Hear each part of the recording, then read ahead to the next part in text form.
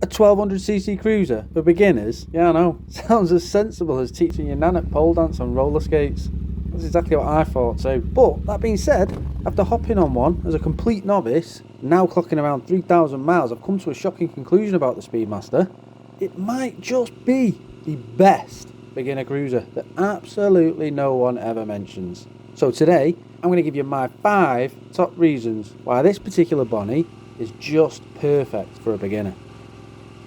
Reason 1. ABS and traction control. For any new rider, having electronic rider aids is a huge bonus. Now, don't go thinking it replaces learning proper throttle and brake control. That's like thinking you can skip foreplay and still get a standing ovation. Absolutely not. Proper throttle and brake control, absolutely non-negotiable skill to learn. But if you grab at the brakes in a panic, with the same amount of force your missus grabs the duvet off you, or get a little hand-fisted on the throttle on a slippery road, these systems can step in before things go sideways. Literally.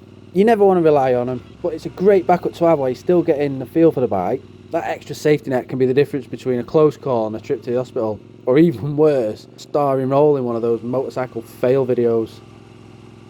Reason number 2, rider modes. Speedmaster gives you 2, rain and road. They actually do make a difference as well. Rain mode, the throttle response is noticeably softened, and the traction control is a little bit like how my wife is once a month, much more sensitive. Feels like the bike's holding your hand, or in my case, like your mum grabbing the scruff of your neck before you run into traffic. But then, when you're ready, you switch it into road mode. The bike goes from nursery school teacher to fun drinking buddy that your missus can't stand. 1 minute it's telling you not to run with scissors, next minute egging you on to open her up and see what happens. Reason number 3, cruise control. This might sound odd, but trust me, it's more useful than it sounds, especially for beginners. Imagine, you're cruising at 70 on the motorway, you glance down, check your speed, and just then something happens ahead. That half a second your eyes are off the road, you've travelled about 50 feet. That's just over 2.5 giraffes. Or the distance it takes me to spot a kebab shop at 2 AM after 12 pints. With cruise control, you're not constantly sneaking peeks at the speedo. You can relax your grip, give your throttle hand a little holiday, and more importantly, keep scanning that road ahead like a paranoid meerkat. That little mental break also means less fatigue, better focus, and fewer oh shit moments. Reason number 4. Now, let's talk power. Yes, it's a 1200 engine, which might sound as beginner friendly as chainsaw juggling classes, but the way it delivers that power is ridiculously smooth and linear. No sudden surges of acceleration, no twitchy throttle, no feeling like you're clinging onto a rocket. Builds its speed in a calm and confident way. Like a chauffeur who's late, but still refuses to spill your champers.